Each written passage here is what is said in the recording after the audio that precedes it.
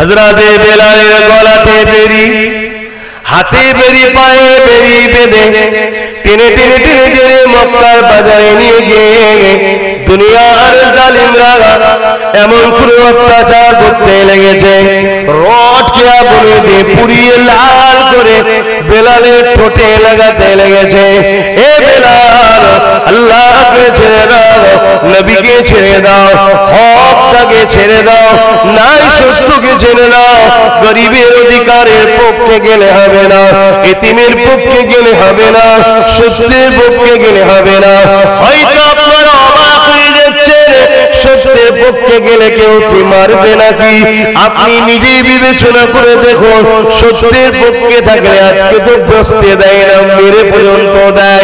কিন্তু মনে রাখবেন, আল্লাহ যদি আপনার ওইভাবে মৃত্যুর আগে তবেই হবে, এর বিনিময়ে আল্লাহ কিন্তু আপনাকে আখিরাতে অবশ্যই কামিয়াবি দেবে। আমরা ইসলাম সম্বন্ধে অনেকে বুঝি না। ইসলাম আরবি শব্দ যেটা সালাম থেকে এসেছে, যার বাংলা মানে হলো শান্তি। এই বিস্তারিত ব্যাখ্যাটা কি?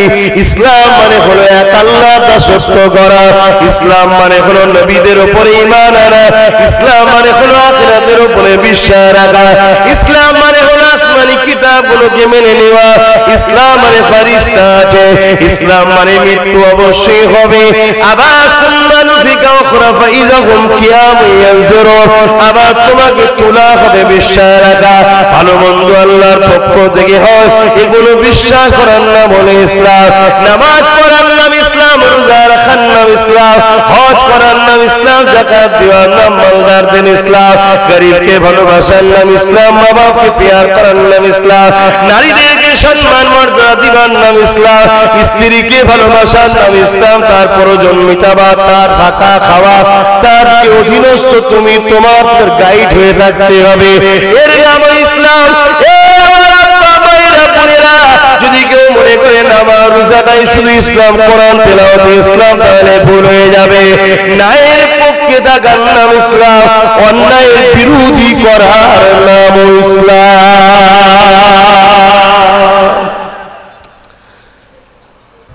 গরিবকে সেবা করার নাম ইসলাম। আল্লাহ নবী বসে আছেন, এক ইহুদি চলে আসলো, এ আব্দুল্লাহর বেটা মুহাম্মদ সাল্লাল্লাহু আলাইহি ওয়াসাল্লাম, ইসলামের সবথেকে ভালো কাজ কি? আল্লাহ নবী বললেন, নামাজ পড়া না, রোজা রাখা না, হজ করা না।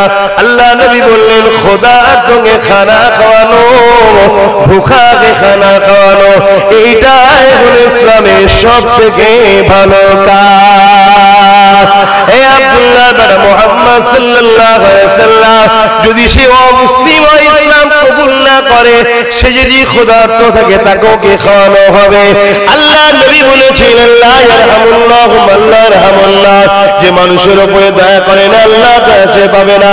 হিন্দু হোক, দলিত হোক, আদিবাসী হোক, সাঁওতাল হোক, বাগদি হোক, আল্লাহ সৃষ্টি যখন ক্ষুধার্ত থাকবে, তাকে যদি খানা খাওয়ায়, এই খানা খাওয়ানোটা আল্লাহ পাকের কাছে বড় প্রিয় ভালো কাজ।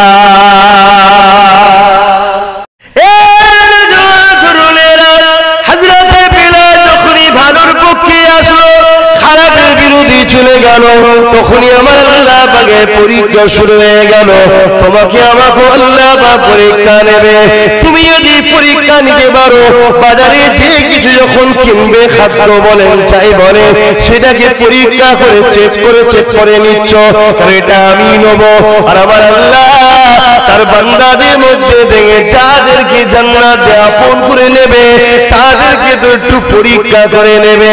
হে আমার বান্দারা, তোমাদেরকে তো আমি পরীক্ষা করব। এই নবী আমার জানিয়ে দিলেন, যারা যত বেশি আল্লাহকে ভালোবাসে, আমার আল্লাহ তাদেরকে তত বেশি পরীক্ষা নেয়। এই মাসে জিলহজ মাসে হযরত ইব্রাহিম নবীকে আল্লাহ পরীক্ষা নিয়েছিল, আমাদের হাজরাকে পরীক্ষা নিয়েছিল। এই দুনিয়ার উপরে একটা নবী হযরত আইয়ুব আলাইহিস সালাম, যাকে আল্লাহ পাক 18 বছর জীবিত মানুষের শরীরে পোকা খাচ্ছিল, তথাপিও সে নারাজ কোনদিন হয়ে যায়নি।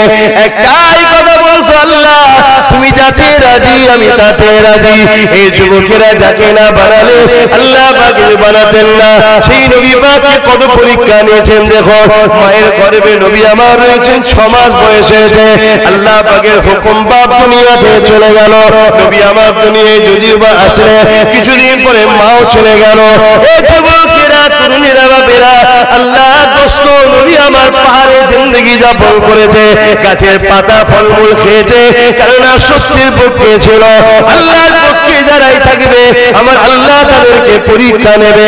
কাউকে ধনী করে পরীক্ষা নেয়, কাউকে গরিব করে পরীক্ষা নেয়, কাউকে সন্তান দিয়ে পরীক্ষা নেয়, কাউকে সন্তান না দিয়ে পরীক্ষা নেয়, কাউকে রাজ পাওয়ার দিয়ে পরীক্ষা নেয়, কাউকে পাওয়ার না দিয়ে পরীক্ষা নেয়, কাউকে পাস করিয়ে পরীক্ষা নেয়, কাউকে ফেল করিয়ে পরীক্ষা নেয়। উদ্দেশ্য তোমার যদি আল্লাহ থাকে, ফেল করলে শুকরিয়া সবর করো, পাস করলে শুকরিয়া আদায় করো, সুস্থ থাকলে আলহামদুলিল্লাহ বলো, বিমার এলে সবর করো, সবর করো। এই যুবকেরা করুণা, তুমি তো তোমার নয়, তুমি তো তোমার মালিকের।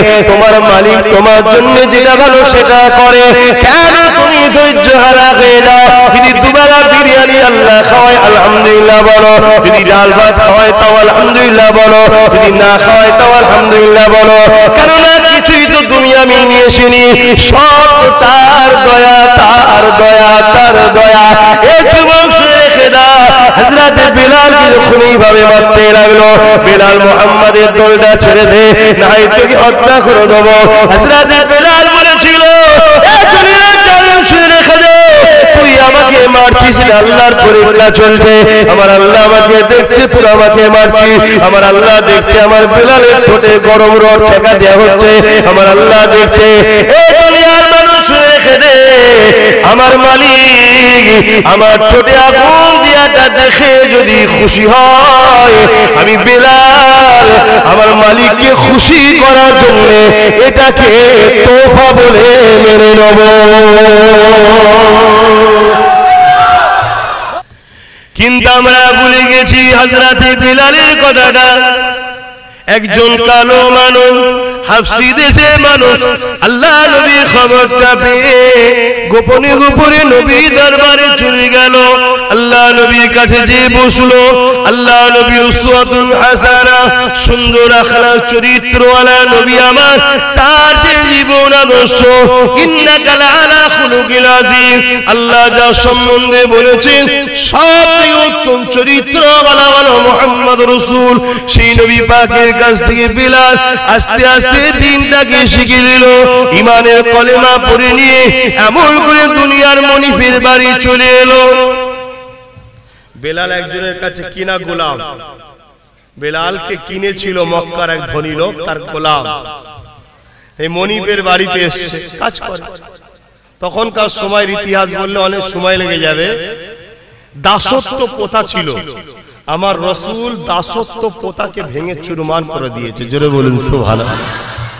আবার পৃথিবীতে দাসত্ব প্রথা চালু করতে চাইছে একদল পুঁজিপতি সাম্রাজ্যবাদীরা, আর আমার রাসূল হলেন দাসত্ব প্রথার বিরুদ্ধে।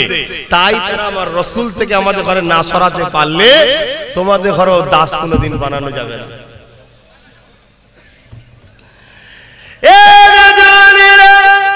হযরত বিলাল এইভাবে যখন মনিবের গায়ে চলে গেল, মনিব এমন করে গোপন সূত্রে খবর পেয়ে গেছে বেলাল মুহাম্মদ রাসূলের দলে চলে গেছে, আমাদের দলটা ছেড়ে দিয়ে। ওই সময় বেলালকে যে দুনিয়ার মনিব জিজ্ঞাসা করতে লেগেছে, এ বেলাল শুনলাম নাকি তুমি মুহাম্মদের দলে চলে গেছো, আমাদের দলটাকে ছেড়ে দিয়ে। ওই সময় বেলাল চিন্তা করছে, আমি যদি সত্য কথা বলি এ আমাকে জানে মেরে দেবে, আমি যদি সত্য কথা বলি এ আমাকে হত্যা করে দেবে, আর মিথ্যা কথা যদি বলি আল্লাহ আল্লাহ রাসূল নারাজ হয়ে যাবে। আমি কথা দিয়েছি আল্লাহ আল্লাহ রাসূলকে জানের থেকে বেশি ভালোবাসি, তবেই তো ঈমান। কেমন করে আমি মিথ্যা কথা বলে আল্লাহ আল্লাহ রাসূলকে নারাজ করতে করতে পারি। এই জন্য হযরতে বেলাল নিজের জানের ময়না করে বলেছিল আশহাদু আল্লা ইলাহা ইল্লাল্লাহ ওয়া আশহাদু আন্না মুহাম্মাদান আবদুহু ওয়া রাসূলুহু। দুনিয়ার মনিব সন্ত্রাসীরা এক জায়গায় হয়ে রেগে গেল, এ বেলাল তোমার এত বড় সাহস, তোমাকে আমি বাজার থেকে কিনে নিয়ে এসেছি, তুমি আমার কথা না শুনে মুহাম্মাদের দলে চলে গেছো। হযরতে বেলাল বলেছে আমি সেই আল্লাহকে আল্লাহ বলে মেনে নিয়েছি যিনি বেলালকে পরীক্ষা করার জন্য কালো বানিয়েছে, গরীব বানিয়েছে, মক্কার বাজারে বিক্রি করে দিয়ে তোমার ঘরের দাস বানিয়ে দিয়েছে। এটা আমার আল্লাহ আমাকে পরীক্ষা নিবার জন্য করেছে। আমি সেই আল্লাহর জন্য নিজের জিন্দেগি সব কিছু কুরবান করতে পারি, আমার আল্লাহকে কখনো ছেড়ে দিতে পারি না।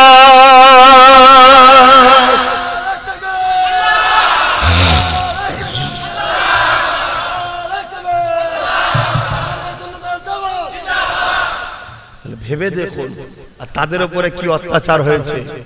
গলায় বেড়ি, পায়ে বেড়ি, হাতে বেড়ি টেনে টেনে নিয়ে গেছে মক্কার বাজারে, চারিদিক দিয়ে লোকের ভিড়। তখন পাওয়ারে ছিল আবু জেহেল, উতবা, সাইবা পাওয়ারে ছিল। ইতিহাস শুনুন, ইতিহাস যুগে যুগে নবী আলাইহিস সালামদের নাম্বার 1 যারা বিরোধী করেছিল, তারা যাদের হাতে রাজ পাওয়ার ছিল তারা নবীদের বিরোধী বেশি করেছিল। ইতিহাসটা পড়ুন। কথা বুঝছেন না, বোঝেন না? যুগে যুগে কেন? তারা দুর্নীতি করে রাজ ক্ষমতা টিকিয়ে রেখেছিল, তাই তারা চাইতো না যে নবীরা থাকলে আমাদের যাদের দ্বারা দিয়ে আমরা মানুষকে ভুল বুঝিয়ে লুটি, তারা নবীদের দিকে চলে গেলে তাহলে আমাদের সব শেষ হয়ে যাবে। তাই তারা সব থেকে বেশি বিরোধী করেছিল। আমার রাসূল পাক সাল্লাল্লাহু আলাইহি ওয়াসাল্লামের 3 শ্রেণীর লোক ইসলামের বিরোধী করেছিল। নবীর প্রচারে 3 শ্রেণীর মানুষ সব থেকে বেশি কষ্ট দিয়েছিল। তার মধ্যে থেকে নাম্বার 1 এ যারা ছিল তারা হলো রাজ ক্ষমতা যাদের হাতে ছিল, আবু জেহেল, উতবা, সাইবা, আবু লাহাব। তৎকালীন সময় এরা হলো নেতা, তখন সেখানকারে। কি গো, কথা বুঝছেন না, বোঝেন না? তবে লক্ষ্য আমাদের একটাই থাকবে, আল্লাহকে খুশি করা। হযরতে বেলালের গলাতে বেড়ি, হাতে বেড়ি, পায়ে বেড়ি বেঁধে টেনে টেনে টেনে টেনে মক্কার বাজারে নিয়ে গিয়ে দুনিয়ার জালিমরা এমন করে অত্যাচার করতে লেগেছে, রডকে আগুনে দিয়ে পুড়িয়ে লাল করে বেলালের ঠোঁটে লাগাতে লেগেছে। এ বেলাল, আল্লাহকে ছেড়ে দাও, নবীকে ছেড়ে দাও, হকটাকে ছেড়ে দাও, নাই সত্যকে ছেড়ে দাও। গরিবের অধিকারের পক্ষে গেলে হবে না, এতিমের পক্ষে গেলে হবে না, সত্যের পক্ষে গেলে হবে না। হয়তো আপনারা অবাক হয়ে যাচ্ছেন, সত্যের পক্ষে গেলে কেউ কি মারবে নাকি? আপনি নিজেই বিবেচনা করে দেখুন, সত্যের পক্ষে থাকলে আজকে তো বসতে দেয় না, মেরে পর্যন্ত দেয়। কিন্তু মনে রাখবেন, আল্লাহ যদি আপনার ওইভাবে মৃত্যুর আগে তবেই হবে, এর বিনিময়ে আল্লাহ কিন্তু আপনাকে আখিরাতে অবশ্যই কামিয়াবি দেবে। আমরা ইসলাম সম্বন্ধে অনেকে বুঝি না। ইসলাম আরবি শব্দ যেটা সালাম থেকে এসেছে, যার বাংলা মানে হলো শান্তি। এই বিস্তারিত ব্যাখ্যাটা কি? ইসলাম মানে হলো এক আল্লাহ দাসত্ব করা, ইসলাম মানে হলো নবীদের উপরে ঈমান আনা, ইসলাম মানে হলো আখিরাতের উপরে বিশ্বাস রাখা, ইসলাম মানে হলো আসমানি কিতাবগুলোকে মেনে নেওয়া, ইসলাম মানে ফেরেশতা আছে, ইসলাম মানে মৃত্যু অবশ্যই হবে। আবার সুন্নানু ফিকা উখরা ফাইযাহুম কিয়ামুন ইয়ানজুরুন, আবার তোমাকে তোলা হবে বিশ্বাস রাখা। ভালো মন্দ আল্লাহর পক্ষ থেকে হয়, এগুলো বিশ্বাস করার নাম হলো ইসলাম। নামাজ পড়ার নাম ইসলাম, রোজা রাখার নাম ইসলাম, হজ করার নাম ইসলাম, যাকাত দেওয়ার নাম মালদার দিন ইসলাম, গরিবকে ভালোবাসার নাম ইসলাম, মা বাপকে প্যার করার নাম ইসলাম, নারীদেরকে সম্মান মর্যাদা দিবার নাম ইসলাম, স্ত্রীকে ভালোবাসার নাম ইসলাম, তার প্রয়োজন মিটাবা, তার থাকা খাওয়া, তার অধীনস্থ তুমি, তোমার গাইড হয়ে থাকতে হবে, এর নাম ইসলাম। যদি কেউ মনে করে নামাজ রোজাটাই শুধু ইসলাম, কোরআন তেলাওয়াত ইসলাম, তাহলে ভুল হয়ে যাবে। ন্যায়ের পক্ষে থাকার নাম ইসলাম, অন্যায়ের বিরোধী করার নাম ইসলাম।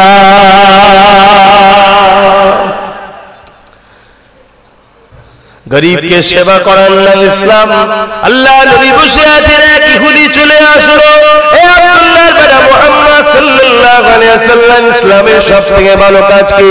আল্লাহ নবী বললেন, নামাজ পড়া না, রোজা রাখা না, হজ করা না। আল্লাহ নবী বললেন, খোদার সঙ্গে খানা খাওয়ানো, ভুখাকে খানা খাওয়ানো, এইটাই হলো ইসলামের সবথেকে ভালো কাজ। এ আব্দুল্লাহর বেটা মুহাম্মদ সাল্লাল্লাহু আলাইহি ওয়াসাল্লাম, যদি সে অমুসলিম হয়, ইসলাম কবুল না করে, সে যদি ক্ষুধার্ত থাকে, তাকেও কে খাওয়ানো হবে? আল্লাহ নবী বলেছিলেন, লা ইয়ারহামুল্লাহু মান লা ইয়ারহামুল্লাহ, যে মানুষের উপরে দয়া করে না, আল্লাহ দয়া সে পাবে না। হিন্দু হোক, দলিত হোক, আদিবাসী হোক, সাঁওতাল হোক, বাগদি হোক, আল্লাহ সৃষ্টি যখন ক্ষুধার্ত থাকবে, তাকে যদি খানা খাওয়ায়, এই খানা খাওয়ানোটা আল্লাহ পাকের কাছে বড় প্রিয় ভালো কাজ। এর নাম ইসলাম। একটা অসহায় অন্য ধর্মের মানুষ তোমার কাছে আশ্রয় চেয়েছে, তার নিরাপত্তা দিবার নাম ইসলাম। একটা অসহায় তোমার কাছে অন্য ধর্মের মানুষ অর্থ চেয়েছে, তাকে অর্থ দিবার নাম ইসলাম, তাকে হেল্প করার নাম ইসলাম। শুধু নিজের কালেমা পড়াকে তো করলে হবে, তাদের তো করলে আরো মাকাম বেশি, কিন্তু মানুষ মানুষের উপকার করবে, এরই নাম হলো ইসলাম। এই শিক্ষাগুলো রাসূল দিয়েছে।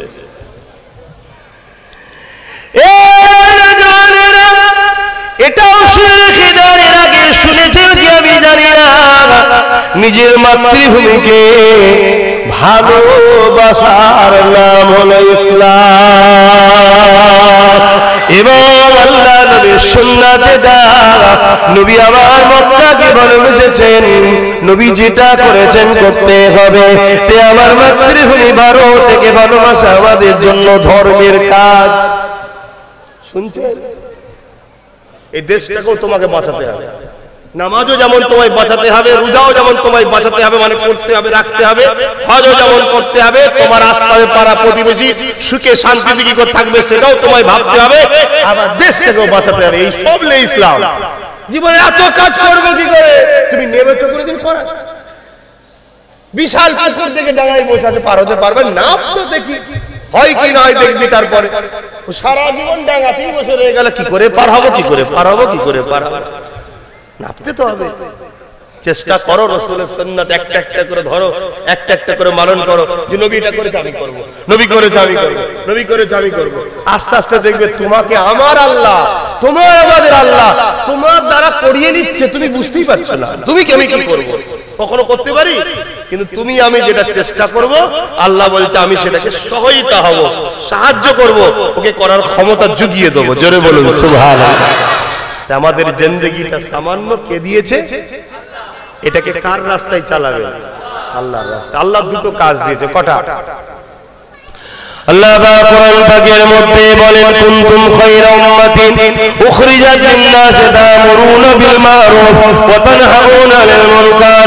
হে উম্মতি মুহাম্মাদি, আমি তোমাদেরকে শ্রেষ্ঠ উম্মত করেছি, তোমাদেরকে আমি দুটো কাজ দিয়েছি, ভালো কাজ করো, ভালোর পক্ষে থাকো, ভালোকে সাপোর্ট করো, ভালোকে সহযোগিতা করো। একটা কাজ। কি কাজ? ভালো করো, ভালোর পক্ষে থাকো, ভালোকে সাপোর্ট করো, ভালোকে সহযোগিতা করো। আর একটা কাজ কি? অন্যায় করো না, অন্যায়কে সাপোর্ট করো না, অন্যায়ের পক্ষে থেকো না, উপরন্তু অন্যায়কে রুখে দাও। শুনছেন তো? এটা কে কাজ দিয়েছে? আল্লাহ। এই কাজ করবেন না, করবেন না? আমরা করি।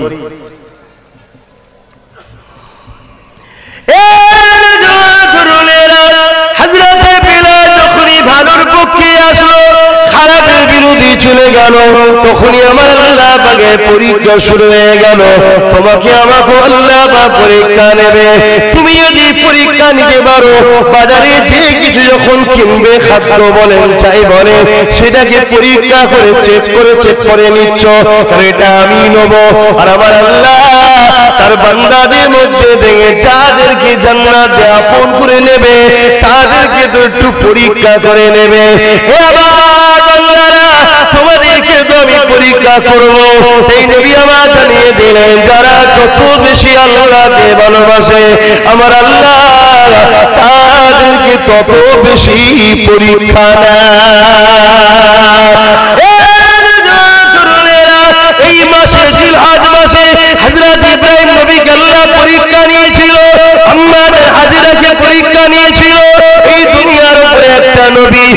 হযরত আইয়ুব আলাইহিস সালাম যাকে আল্লাহ পাক 18 বছর জীবিত মানুষের শরীরে পোকা খাচ্ছিল, তথাপিও সে নারাজ কোনদিন হয়ে যায়নি। একটাই কথা বলতো, আল্লাহ তুমি যাতে রাজি আমি তাতে রাজি। এই যুবকেরা যাকে না বানালে আল্লাহ পাক বানাতেন না। সেই নবী পাককে কত পরীক্ষা নিয়েছেন দেখো। মায়ের গর্ভে নবী আমার রয়েছেন 6 মাস বয়সে, আল্লাহ পাকের হুকুম বাপ দুনিয়াতে চলে গেল। নবী আমার দুনিয়ায় যদিও বা আসলে কিছুদিন পরে মাও চলে গেল। এই যুবকেরা তরুণীরা বাপেরা আল্লাহ দোস্ত নবী আমার পাহাড়ে জিন্দগি যাপন করেছে, গাছের পাতা ফলমূল খেয়েছে, কারণ সত্যের পক্ষে ছিল। আল্লাহর পক্ষে যারাই থাকবে আমার আল্লাহ তাদেরকে পরীক্ষা নেবে।